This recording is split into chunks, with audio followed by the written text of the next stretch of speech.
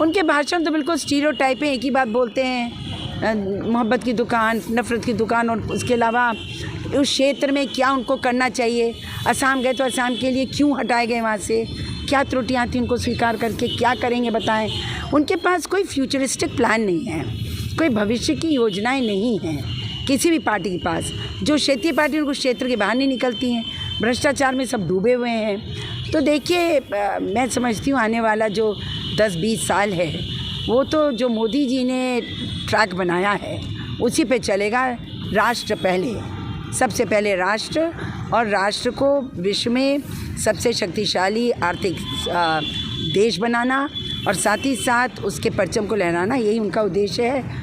और उन्होंने खुद ही एक अनाउंस किया कि अगले 3 वर्षों में भारत जो है तीसरी सबसे बड़ी आर्थिक शक्ति देश की, दुनिया की बनेगी।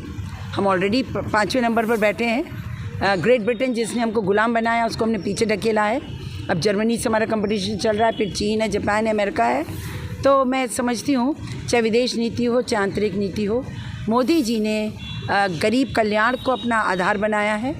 और युवा, उन्होंने 4 स्तंभों की जो घोषणा करी है, युवा, महिला, किसान और गरीब, जातिवाद को समाप्त करके इन 4 स्तंभों पर भारत को मजबूत करने का जो उनका लक्ष्य है, ये जनता को समझ में आ रहा है। मैडम, अभी आपने मंच से भ्रष्टाचार को लेकर भी बात कही। लगातार ईडी की कार्रवाई हो रही है और विपक्ष इसको गलत ठहरा रहा है, इसे आप कैसे देखते हैं? नहीं, गलत क्यों ठहरा रहा है भाई? आप देखिए, अगर गलत होता तो फिर जब ये लोग कोर्ट में बेल के लिए जाते तो इनको बेल क्यों नहीं मिलती?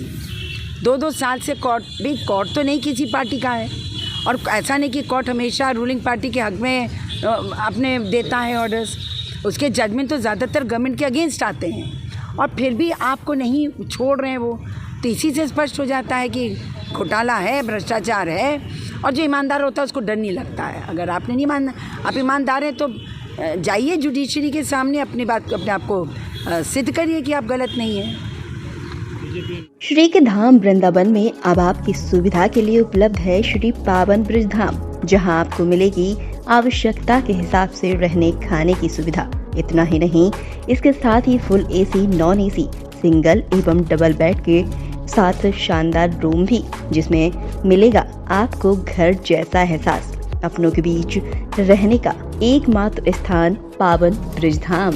तो देर किस बात की, आज ही नीचे लिखे हुए नंबरों पर संपर्क करें। हमारा पता है अटल चुंगी के पास, परिक्रमा मार्ग, वृंदावन, जिला मथुरा, उत्तर प्रदेश।